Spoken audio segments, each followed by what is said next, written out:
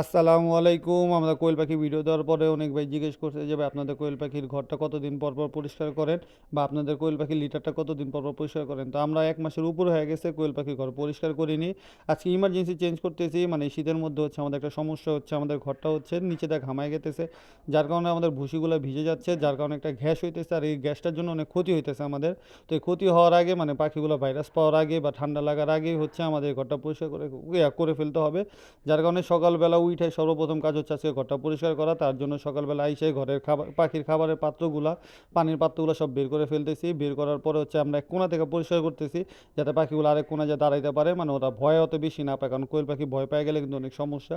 আর আমাদের বলে দিছে যে কোয়েল পাখিগুলো যত কম ভয় পাবে বা ওদের সামনে যত কম মানুষ যাবে তত ভালো।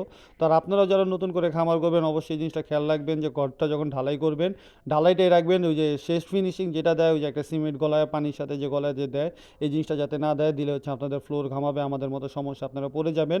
তো এই জিনিসটা আপনারা সবাই খেয়াল রাখবেন। আর যেহেতু আমাদের নতুন করে খামার করছি ছোট করে, এটা ইনশাল্লাহ সামনে যখন বড় করবো আমাদের এই ভুলগুলো কাজে দিবে, মানে এই ভুলগুলো আমরা শুধরাই ফেলতে পারবো।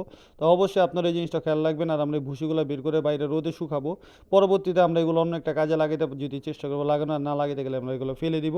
তো এই কারণে আমরা আস্তে আস্তে আস্তে আস্তে করে পরিষ্কার করতেছি, করা শেষে আমরা এই বস্তাগুলো বের করে নিয়ে গেতেছি। তো মানে এই কাজটা অনেক কষ্ট হয়ে গেছে আমাদের, যেহেতু প্রথমবার করছি আর পাখিগুলো একটু ভয় পেয়ে গেছে। তো এই কারণে আমরা আস্তে আস্তে করতেছিলাম, কিন্তু আমাদের খুব কষ্ট হচ্ছিলো এই কাজটা, যেহেতু আমি প্রথমবার করছি। আবার এই ভুসিগুলো পরিষ্কার শেষ হয়ে যাওয়ার পর আবার নতুন ভুসি করে দিতে হবে। তার জন্য আমরা এই ইটাগুলো দিয়ে দিতেছিলাম, যেগুলোতে খাবার পাত্র দিব। তো এগুলো দেওয়া শেষে আবার নতুন ভুসি আনবো, নতুন ভুসি দিতে হবে। পাখিগুলো দেখলাম একটু ভয় পেতেছে, মানে ওরা তো কখনো এরকম দেখে নাই, যেহেতু ওদের অভ্যাস নেই।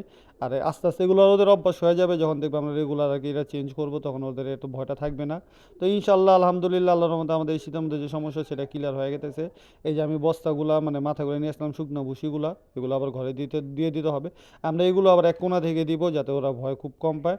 মানে এক কোণায় দিব, ওরা এক কোণায় যা থাকবে, পর আরেক কোণায় দিব, মানে আস্তে আস্তে করে দিতে হবে এগুলো। এই যে দেখছেন পাখিগুলো কীভাবে ফালাইতেছে।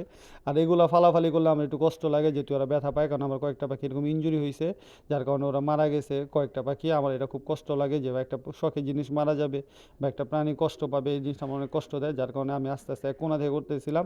আর পাখিগুলো আরেক কোণায় বসে ছিল, মাশাল্লাহ দেখতে খুব সুন্দর লাগতেছিল। যখন নতুন ভুসি পাওয়া গোসল করতেছিল, ভুসিগুলো নিয়ে খেলতেছিল, দেখে খুব ভালোই লাগতেছিল। যাক আলহামদুলিল্লাহ। তাই ইনশাল্লাহ আমার ফার্মের জন্য সবাই দোয়া করবেন, যাতে আমি সামনে আরও ভালো কিছু করতে পারি। আর এই শীতের মধ্যে যাতে আমার কোনো একটা বড় অ্যাক্সিডেন্ট না হয়, কারণ অ্যাক্সিডেন্ট পাখি শীতের মধ্যে সবচেয়ে বড় রিস্ক। আর আমার পাখিগুলো এই নতুন ভুসি পায় মাশাল্লাহ ভালোই করতেছে, মানে খেলাধুলা করতেছে। আগের ভুসিগুলো যেহেতু ভিজে গেছিলো, ওরা ওরকমভাবে খেলতে পারতো না, মানে শক্ত হয়ে গেতো ভুসিটা। আর আপনাদের ঘরগুলো আপনারা সবাই খেয়াল রাখবেন, যাতে আপনাদের ঘরের ভুসিগুলো না ভিজে। আর শীতের মধ্যে যদি ভুসি ভিজা যায়, যে ডিম পারতেছিল, মানে যে দেখেন মানে ভুসি দেওয়ার সাথে সাথে ডিম পাড়া শুরু করে দিচ্ছে আলহামদুলিল্লাহ। আর আমাদের পাখিগুলো ডিমে এসে পড়ছে, ভালোই ডিম পারতেছে, আল্লাহর রহমতে 280 পিস করে ডিম পাচ্ছি রেগুলার। 500 পাখির মধ্যে এটা আমাদের জন্য খুবই ভালো, হয়তো কয়েকদিনের মধ্যে আমরা 400-র মতো ডিমের প্রোডাকশনে চলে যাব।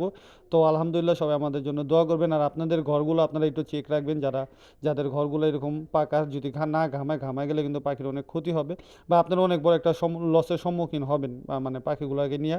তো সবাই এটা একটু খেয়াল রাখবেন, শীতের দিনে পাখিগুলো একটু টেক কেয়ার বেশি করবেন।